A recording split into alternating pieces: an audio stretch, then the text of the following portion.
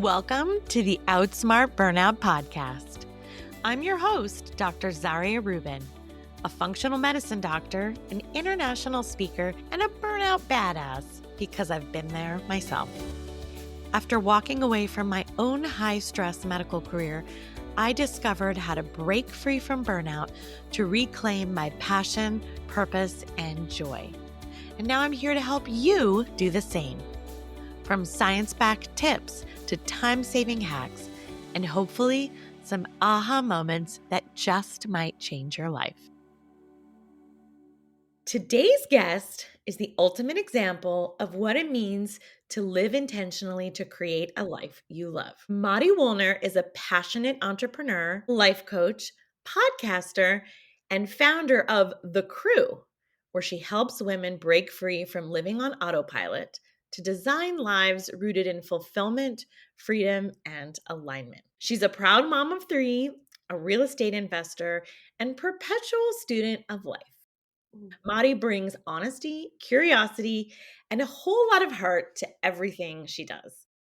She's especially passionate about destigmatizing mom guilt and helping other women embrace leadership, fun, and purpose on their own terms. So if you're feeling stuck in survival mode, or if you're ready to discover what truly lights you up beyond your roles and responsibilities, then this episode is going to be for you. Madi is also a good friend that I met years ago on a women's leadership retreat, so I cannot wait for this conversation. Hello, Madi. Welcome to the Outsmart Burnout podcast. Thank you for having me. This has been on the calendar for a minute, and I am so thrilled it is here. I know. I'm so excited to dig into this, and I feel like you have so much to offer our listeners who are all incredible women, smart women, women who are struggling with identity questions and with chronic stress and burnout and the burden of all kinds of roles and responsibilities and pressures, both external and internal. So let's just dive in. So you help women shift from autopilot to intentional living. So talk to me a little bit more about that and like what, the phrase living on purpose, like what does that mean for you and what does it actually look like in practice? Yeah. First of all, thank you for that introduction. Damn. I was like, okay. We were having a morning here. This girl's on fire. And you know what, Zarya? I wasn't feeling on fire this morning. So my first thought for myself, you, and everybody tuning in is like, we go in waves here, right? We go in waves, and sometimes we're high on life, and other times we're like, what the actual, can we swear here? Yeah, it's not exactly a family show, but I feel like it is not linear. We are so hung up on life and progress and perfection being linear. And like you said, goes in waves. It's cyclical. It's a roller coaster. It's all Absolutely. shapes. And that's why I think living on purpose means is showing up authentically for me. Also shining light on the hard as well as the exciting. We're in the middle of selling our house and moving to our dream house on a lake nearby. And we're in the middle of that process, and it's not fun at all. Okay, yeah, the selling, the moving, okay, those are in the top 5 most stressful life events. So just first of all, permission to be where we're at. Wherever we're at is a perfect place for us, and then we get to make a decision, an intentional decision, a purposeful one, for how we want to tackle where we're at and what we want to do. And if we do want to lay in bed all day, and if we do want to binge Netflix for 3 days straight and then get out of bed and make progress, I think it's just allowing women to be autonomous with their own lives in a purposeful way. Right. Okay. So living on purpose, I think when I think of it, I think about you were actually conscious of the decisions and the choices you're making, and you are making them. You're not allowing other things and other factors to just carry you along, or you're not just binging Netflix because it's there. You're choosing to binge Netflix. Yes. And this all started, I would say a decade, maybe 15 years ago, is this conversation that I've been having about living on purpose. And it's only because I was living on autopilot. It was only because I was checking the boxes. We as women have been given unwritten to-do list. And I subscribed to that to-do list with like fervor. Like I was getting after it. I was doing the things. Married, kids, house, launched my own insurance agency in 2008. And nobody had ever invited me to consciously curate or intentionally do things on my terms. Nobody had ever said that that was part of an option. That was could be part of the plan. Yeah, I think that we sort of expect that if we fulfill all of these external expectations or obligations, that we will somehow find peace and happiness.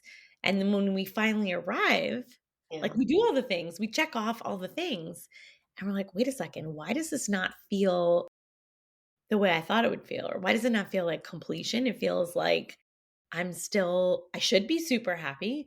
I should feel Exactly. super accomplished, but I end up feeling like something is missing. A piece is missing. Yes. That's probably because you are part of the equation that is missing, right? Absolutely. And in the insurance agency, that's such a male dominated field that I went to the leaders who are around me who were men. And I said, what should I do? What makes me successful? How should I run this thing? And because my quote unquote success in sales made them the dollars, right? And got them on the list. That's what they told me to do. And so I went after it.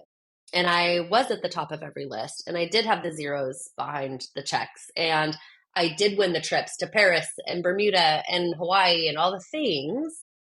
And to be there and to feel the way I felt was such a radical disconnect.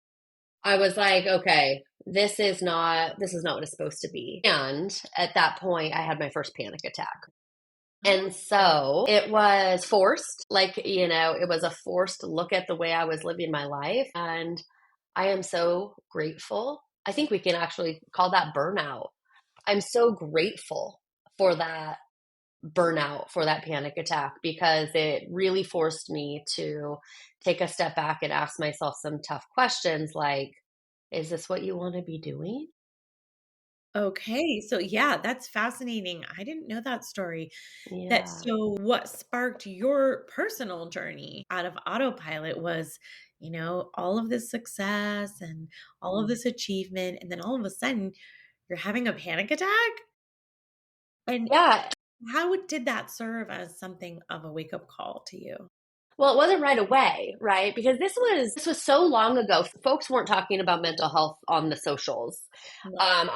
If you go back, I've now been talking about it for a decade because we've got to destigmatize so many things, and mental health challenges is one of them.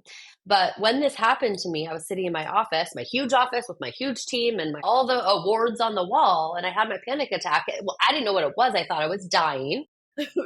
I thought I was having a heart attack, and I go to urgent care, and the doctor ran all the tests, and he said, "This is a classic case of a panic attack." And I go, "No, no, you don't know me. You don't know the awards on my wall. You don't know that I'm number one in I'm our not territory." panicking. I got everything under control. I'm not panicking. But Zarya, it was so scary. It was so terrifying. It was the most terrifying experience I've had, that I was like, I will believe you. I will believe you because I'm so scared. And he sent me home with muscle relaxers, anxiety meds, and a prescription to therapy. I'd never been to therapy, and therapy was for crazy. The stigma was alive and well in my being. Yeah. And so I'm not even lying, I took a pen and paper to my first therapy appointment because I was a box checker. I had been told how to succeed. Tell me what to do. What do I need to do to heal? What are the 10 steps? Okay, I can do this. Fix me, fix me Yeah. yesterday. Yeah. Yeah. Yeah. Ooh. Yeah. We type A overachievers. We were expecting the linear quick fix. And if I can just work Yeah. harder, if I can Yeah. just perform, I'm going to be top student at therapy. Yes, gold, all the stars. Gold And standard therapy, right? Right. Am I doing therapy the best? am I doing therapy the best? Which I still say, especially in marriage therapy, I'm always looking for the gold stars, and I will not I'm not embarrassed. There's no shame in my gold star game. However, that first therapist that I had, just said, "Oh, sweetie, that's not how it works." And it's been a decade It's a pretty big of moment of clarity. right, right. Because he didn't care about my zeros in my bank account. He didn't care about Paris. He didn't care about Gold star. all of those gold stars. And I thought, what is this world? There's a different way. What? I didn't know. And this was when I really started, I would say, investing, living on purpose. And it's still an investigation. It's Mm, still just an experiment. I just get to play around with life now. And you said something in my intro about like creating a life that lights you up. This is truly what I've been talking about inside the crew lately. mm. Because that's what I want for all of us is to wake up and not be our best selves and live our best lives, but like create our favorite life, like our favorite version of ourselves. Yeah, in another episode, I was talking to a guest and I was saying that it's not necessarily doing all the things that exhausts us and burns us out. It's doing all the wrong things. And so if we're able to tap in to the things that light us up, that bring us joy, that are in our zone of genius, that Yeah. allow us to be our best selves, we can work really hard and we can give 100%. And it's not going to exhaust us and burn us out. It's when we're working upstream. It's when we are struggling against who we truly are, which I did for decades Oof. because I was trying to be who I thought I should be, but not who I really was. That was exhausting. I like have chills. It got me emotional. You saying that. Yeah. What like a beautiful permission slip you're giving to all of your listeners Yeah, to I just just step feel back. like yeah, and that brings me to my next question about, like, what is the biggest myth that you hear from women about what it really means to live an intentional life? A myth that I think that you just touched on to piggyback on what you were saying is that we've also been duped on this self-care BS. We've been duped. We've been told self-care is mani pedi, massage every 30, 45 days. Yep. Now we're being extra dupey duped because we need to do cold plunges, we need to do infrared the ITLA, and we need to do sauna, and we need to do. I mean, it's insane. I mean, it can't self-care cannot be just adding more things to Yeah, the to-do list. which is like, I mean, exactly what your TED Talk is about, right? Yep. Yeah. Exactly what your TED Talk is about. And so the Nothing biggest more. myth for living a life on purpose is not identifying what self-care or wellness care or taking like loving on your well-being, not identifying your way of doing it. So how do you help women do that? How do you help women figure out and tap into and find what works for them and what lights them up? Well, first of all, it could be a paradigm shift. So the Mm, first thing is the invitation to maybe challenge the belief that you're getting everything you need out of your mani pedi. Because if you truly believe that's your self care, then we're going to need to have a paradigm shift around it. And so being available for that, just like what if you just believed me that self care can be different? And then my second tip would be play with it, experiment, have fun. I was on a coaching call yesterday, and the gal's like, "I really want to journal." And I'm all, yo, why? Why? I journaled every single day for someone 15 told me years. I was supposed to journal. Yes. Yes. And she had a beautiful reason. Her why was beautiful. Her why was she would love to slow down and learn how to be in the present moment. Perfect. And I invited her to try it for, she decided 30 days.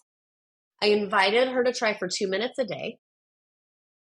She can go over. We can go over, but let's not set ourselves up for failure by saying, I'm going to do morning pages, which is 3 full pages of writing, right?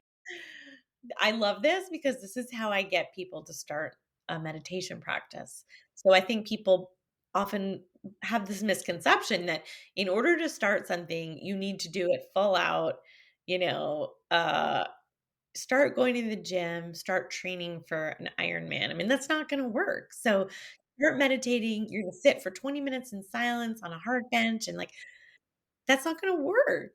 So I tell No. people start with 1 to 3 minutes Beautiful. maximum. Yeah. That's And you then, start with these small little baby steps, and then you can build on that because you have little moments of success. yes. And then you get to really purposefully, with intention, ask yourself, is that making me feel the way I hypothesized Mm, meditation is going to make me feel? mm. And so with my client, I said 2 minutes of journaling every day for 30 days. And then we're going to ask ourselves, am I slowing down? Am I able to get present? Because then if the answer is no, let's try going on a walk. Yeah, so it's like you're almost running these mini Hmm. experiments with yourself and seeing and testing things out and figuring out what works for you and what doesn't. Right. Because Collecting that data and getting that feedback. all these things are neutral. There's no value to a meditation or a journal or a walk, or it doesn't mean anything unless it has value to you. Right, right. I love it. I love it. So, how has your we talked about this a little bit from your journey from when you were like super successful and had all these awards and things on the wall and gold stars and top scoring agent. How has your definition of success evolved over time and since becoming a mom and an entrepreneur and a coach and Hmm. like redefining what success Mm, looks like and maybe what it feels like? yeah, I think I'm gonna just say I'm gonna struggle with this forever. This is going to be something that is going to be something that I bump up against Yep. constantly. Yeah. And I know that about myself. And so I get to catch myself sooner when I start comparing, when I start striving, when I start hustling. I know this about myself, and I know that it's going to continually be just a work in progress. That's me when it comes to not comparing success based on outside influences. Yeah. But I also think it's fun to start to get to know myself and to learn, oh, I'm a 7 on the Enneagram. All right, what does that mean? Yeah. And so I now know I kind of need variety. Yeah. And so, how can I build a definition around success, including variety, but also sticking with something long enough to see it through? Girl, this is the story of my life, and this is the constant dilemma and struggle that I grapple with every day because yes, being an Enneagram 7, being a multi-passionate person and having so many different interests and abilities and just ideas that you want to pursue, it can be really hard to focus and to follow through on things. Yeah, absolutely. Just get that shiny object syndrome and go from thing to thing to thing and then beat yourself up about the fact that why am I not successful? Well, because you've Hmm. started a million things. Yeah. And so, success to me today means keeping the promises I make to myself today. That's it. Okay. I like that one. Yeah. Yeah. Huh. Hadn't thought about it that way. For me, I have really worked hard on shifting my definitions of success from external, all the external accolades and achievements and certificates and awards and letters after my name to the internal of like, what do I want it to feel like? What do I Yeah. want it to be like for me on the inside, not what it Hmm. looks like from the outside? Because from the outside, it can look great. Yeah, And then you're in absolutely. the ER having panic attacks, and I think that's a huge shift that a lot of women are very scared to make Yep. because it means letting go of these previous ideas and definitions and paradigms of success, and it means really going deep and figuring out what it is that you truly want, and I think a lot of us are not great at that. No, and recognizing that it will be a continued struggle, I think is awesome and hard because we want we want ease. But then also, like, I think I never really mentioned that I still have the insurance agency. Yes, I know. You like do I don't know how many hours you have in the day. It's like it's funny. It's like I'm like we all have 24 hours in the day, but this Mm. girl like she must have 30 or something. I don't know. No, it's because I stepped back and I said, how would I intentionally create this business to give me the financial freedom that I'm looking for? But also, what do I love about it? And what I absolutely love is my team. I love employing women who value their life outside of my business more than work. And then guess what happens when we all come together and do work? We show up better. Our customers are like, we exceed their expectations. And no, I am not on the top of the list. However, my clients are very, very well taken care of. My team is happy and it's perfect. But from the outside, folks who aren't listening to this conversation might roll their eyes or might say certain things about me. And guess what?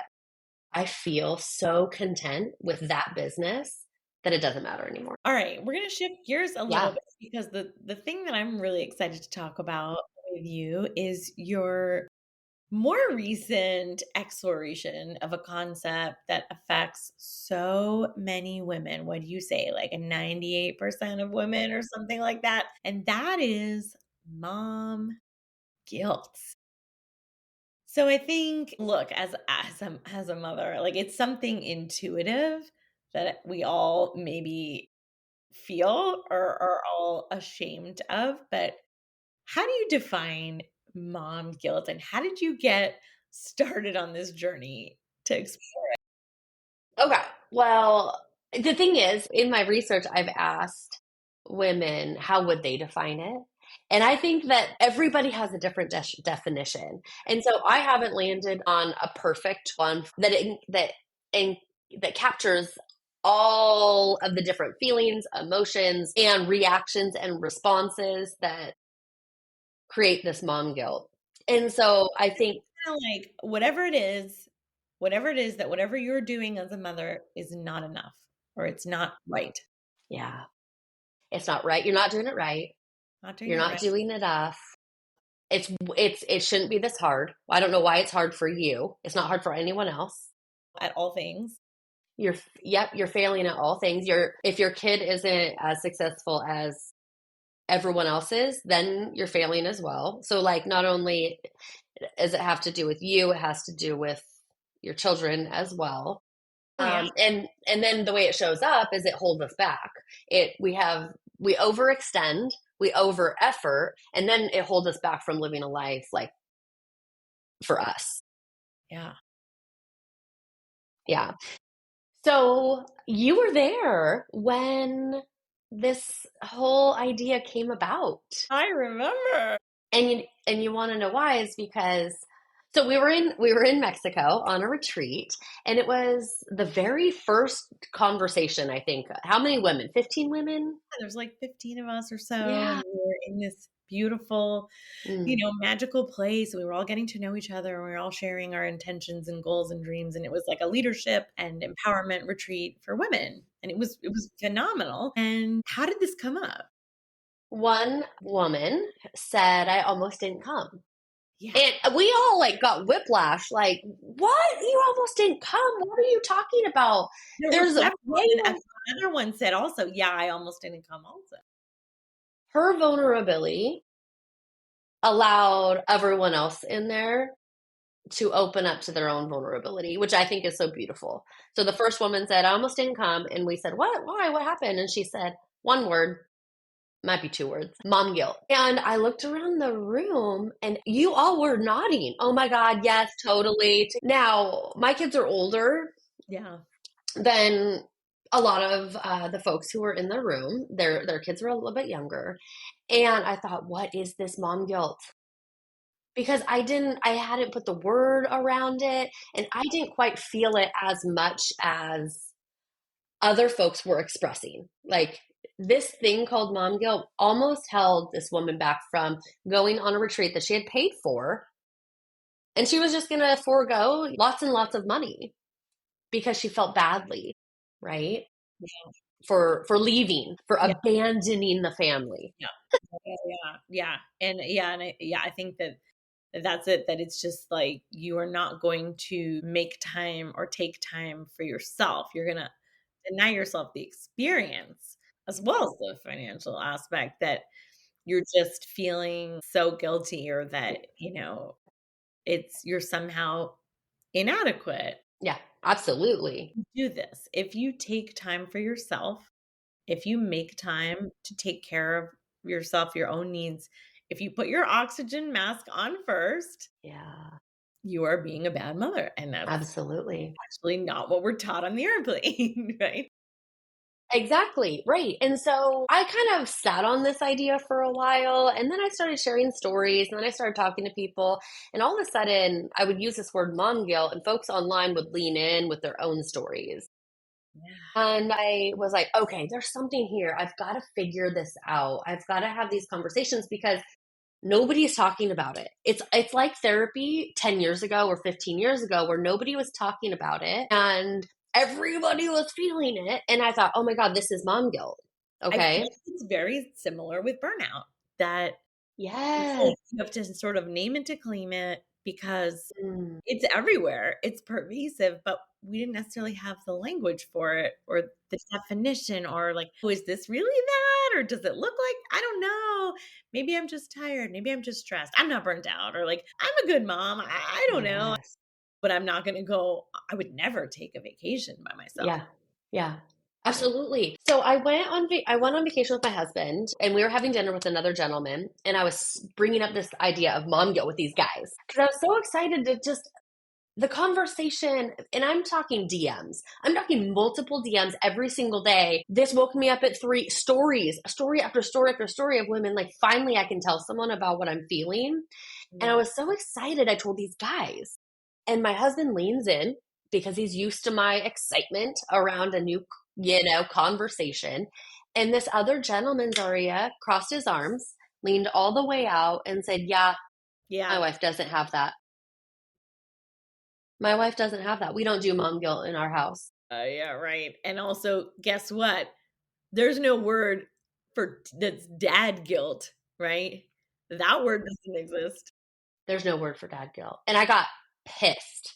I mean, and like and then I'm sure I was all red and he's defensive and that's triggering me getting defensive and then nothing. Pro tip, like, don't respond to defensiveness with defensiveness. It went like literally zero. It went nowhere. And so that night I was just complaining to my husband. I'm like, I cannot believe it. And he said, with someone like that, it'd be nice to have statistics. Because Mm, you're just like, oh, it's just a feeling. Oh, it's just this. And with this gentleman, what if you could say, actually, based on my research, 98.9% of moms have at one point experienced mom guilt. And thus the Great Mom Guilt Survey and the research project started yeah. because I wanted to be able to come at these doubters, these naysayers, these guys. And let me tell you, this guy's a great guy. However, the patriarchy is alive and well. And what the patriarchy wants is us to continue to feel the mom guilt because if we do, we will still over effort. We will still overextend. We will still bend ourselves over backwards to make everyone's life just easy peasy and beautiful. It works for them. It doesn't work for us. Exactly. And so Exactly. it's in their interest to keep us feeling guilty, Beautiful. keep us Exactly. overachieving and Yeah. working ourselves into a frenzy because we feel so bad about Yeah. ourselves, and yeah, yeah, it's not in their interest to acknowledge it and to fix Yeah. it. So I've interviewed over 100 moms and heard beautiful and sorrowful and all the stories in between about how mom guilt shows up. It shows up in pregnancy. It starts before we even give birth, which was something that shocked me. I didn't even. That's when you sort of tapped into it a bit, because you thought, "Oh, I never had it." Yes. I never had it because just like burnout, there was no word for it. I didn't know what I was feeling 23 years ago, but what it was, now that I have a word for it, now I can see. It was mom guilt. And this is where I invite everybody to start is just mining your own stories. finding your first experience of mom guilt and who put it on you, because it wasn't you. I can guarantee it was not you. Who put that guilt on you? And can you see how this has continued to show up in your life? And would you make any choices or decisions differently based on who you are today? Yeah, yeah, share that story with us. I think it's instructive, it's helpful to know, like, what's an example? So Yeah. when you were pregnant, what did that look like when you first noticed that you were experiencing what you didn't know at the time was mom guilt? Because I think we So, can relate to that story. yeah, are you talking about the one that I Coffee talk about? story? Which one? Yes, I live in Seattle area. Like, I've been raised on Starbucks. Coffee is a staple. It has been Main since I line of was coffee, yeah. a baby, basically. And so I'm preggers. I'm very, very pregnant. And I go through my coffee stand and I order my decaf mocha. And I order at the one window. And then I go up, and then barista who is handing me the coffee holds it in her hand, does not give it to me, holds it in her hand, looks at me, looks at my belly, looks at me, looks at my belly, and she goes, "You know, there's caffeine in decaf." Duh. And I was like, "Oh shit," because I knew I'd been told lay off caffeine, do this, do that, all the things. I was 21 years old. I was a baby myself. And so it was my first experience of like, I've been drinking decaf for 8.5 months. I've completely royally I'm already, already a terrible mother. I'm already a terrible mother. Mm. It starts, and this, I've heard story after story after, like hairdressers who are shamed for still working because of the chemicals, like just story after story after story. And all we're doing is the best that we can with the information that we have. And what if the permission is that that's good enough?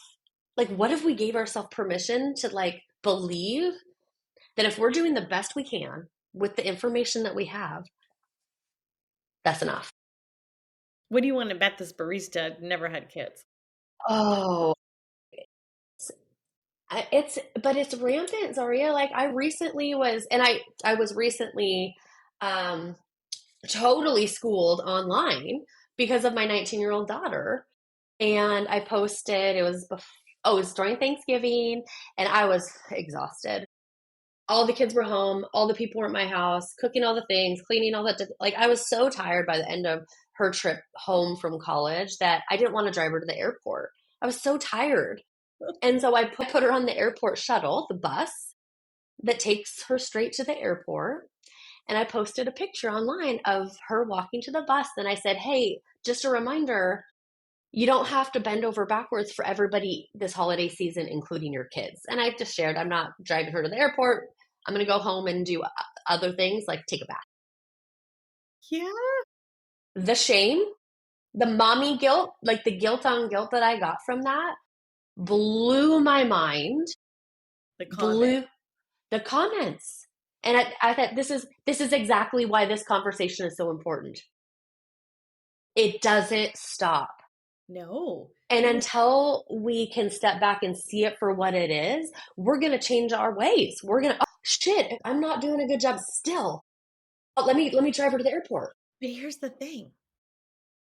If you do all the things, if you drive her to the airport, if you are super mom and you're constantly meeting your kids' every need, you will also then be accused of being a helicopter parent and a tiger mom and being overly attached to your kids and not letting them have their independence. So, guess what? You can't win. Yeah, that is such a brilliant point. And I'm so glad you highlighted that because it's so true. And so, how do we combat this? Yes. We decide, yeah, we decide what kind of mom we want to be. We decide our values, we decide our goals, we decide like how we want to show up. And that's how you win. That's it. It doesn't matter what you decided. You know your kid and you know your situation better than any stranger on the internet or even better than any friend or family member. Yes. Absolutely. And it's a constant, it's a daily reminder, right? But I think we all, at least for me, um, I was never invited to, before I had kids, I was never invited to ask myself, what kind of mom do I want to be? Like, how will I know I'm winning at this parenting thing? Nobody ever asked me that. Mm. And so this is a great time to do that. And I've decided that for me, it's raising autonomous kids today. That might change. Yeah. My kids are much older, No. but that's the invitation, is to slow our roll enough to ask ourselves, like, yeah, what kind of parent do I want to be? But I mean, no matter what choices you make, Hmm. there's always going to be someone or there was always going to be society saying, "You chose to go back to work and leave your kids? Yeah. What kind of mom are you? Wait, you chose to be a stay-at-home mom and didn't Uh-huh. show your kids an example? What kind of a Yeah. mom are you?" And you know why this is such a great point, and this is why we have to start talking about mom guilt even more. I did a survey on Instagram, and I just, without any explanation, I said, who has more mom guilt, stay-at-home moms or working moms? I was just curious to see what happened. I had no idea what was going to happen, but the stay-at-home moms thought they had most mom guilt, and the working moms Yeah, thought they did, of course. which is really great information. And what that tells me is that we're not talking about it, because if we're talking about it, everybody can be like, yeah, we all have it. I'll have it. It Yeah, doesn't matter. it shows up in different ways. It's pervasive, and so what are we gonna do about it, and how does it relate to burnout? And how can we make sure that we are not allowing this mom guilt to run rampant and Yeah. cause us to burn out as moms? I think the first step, as you know, and as everybody who's ever listened to a self help tape or book or podcast knows, it all starts with awareness. It Mhm. just does. We can't make a change without knowing where we're starting from. Yeah. And so, one thing I have, the survey that I created is both So, for yes, me. your survey is still available for folks to complete online, right? Yeah, it is so helpful for me in the research, but it's also helpful for the participants because the questions are asked in such a way that force awareness. Yep. They force you to consider the first time you experienced mom guilt. And there's nothing wrong with that. It's just like, oh, now I can see it. So now when you're like out there in the real world, you're going to start to spot it more often.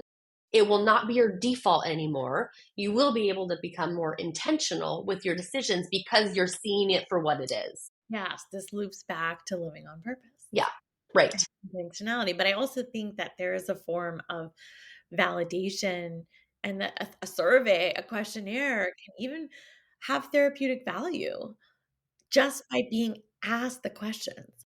Like someone is asking me the questions, that must mean this is a real thing and I'm not the only one experiencing it. And I You think are it's not. identical for burnout. Absolutely. And the one person who said that they've never experienced mom guilt in my survey, 5 questions later, she told me a story of mom guilt. So it's really 100%, but based on what she, how, Read my survey and 5 questions later. exactly. And let me point on one other thing is the emotion of guilt. I think this is something that is important because guilt is a really, really healthy emotion. It's a wonderful thing to feel Oh, because it's what, good to know because I'm Jewish, so I was born with it. mhm. But correctly placed guilt. Okay. What guilt says is I did something wrong and now I have an opportunity to apologize and change my ways. I did something that was outside of my values. I made a decision that I regret. That's guilt. That's all guilt is. What we really should be calling this is mom shame. I was gonna say, and then you get into the realm of shame. There's guilt and there's shame. Because shame is I'm bad. Yeah. Guilt is I did something bad, which we've all done as moms. We've all Sure. done. Totally. This is more shame. This is more society at large telling you you are bad. And so if we can step back enough also to recognize that for what it is, whoa, we've been handed a heavy burden. Shame for motherhood. And then we get to decide what we do with that. We are hitting some hard truths, some real talk Yeah. here on Outsmart Burnout with Mari Wuellner. This is so amazing. Gosh, I want to end on a high note Yeah. and say, what would be one small step that someone who's listening here today could take in order to start living more on purpose? Or, if they're, especially if they're feeling exhausted or overwhelmed or burned out, what's one small thing they could do today? I love it. I love it. I would invite you to take 5 minutes to care on yourself in whatever that looks like. Sitting outside, going on a little walk, breathing, journaling. To outsmart burnout is like we started this conversation with, it starts so small, and 5 minutes can be the domino, Yeah. can be that first domino that knocks over the rest to help you reduce your burnout and start living a life that you really are excited to wake up to. That's what I want for all of us. Yeah. Oh, so much truth there. And I think that if we were just in constant, like, go, go, go, busy, do, do, do, do, do mode, there's no space for that moment of awareness and that moment of just tapping into what is really going on for me, and is this okay, and is this what I want? If we're just going, going, going, and doing, doing, doing, there's no space for that. And so Yeah. you won't be able to make these shifts, you won't be Mhm. able to make changes, because literally you're just on autopilot and you're going. And I think I've been like, I would love to, just end on this. I've really been exploring that analogy that you brought up of the oxygen mask. We've all been told Mhm. you got to put your own oxygen mask on so that you can help other people. Well, what that says is the only reason that we're allowed to take care of ourselves is so we can save other people. It's Yes. BS. In service, that your existence is solely in service of others. It's Yes. like you can't pour from an empty cup. Well, like, what if I just want a full cup? Yeah.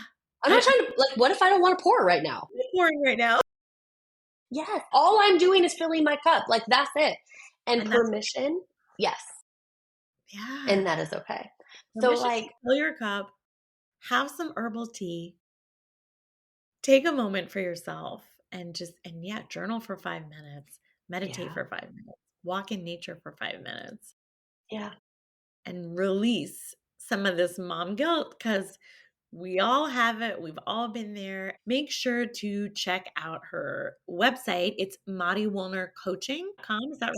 It is, yes. We will put that in the show notes. And let's hang out on Instagram. And then, and you have a podcast. Yeah, Mari has a podcast. It's called Living on Purpose. So definitely find that on all the podcast platforms that you know and love, and connect with her on socials. What is your Instagram handle? It's Maudie Woolner. Mari Woolner. Okay, that will be in the show notes as well. And so, what a great conversation. So, as always, if this episode resonated with you, don't forget to subscribe. Make sure to share this one with a friend, especially a mom friend who maybe thinks that they're not doing it right. And leave us a review. It really does help more women who are ready to outsmart burnout find our show. And until next time, remember, burnout isn't your destiny, it's your wake up.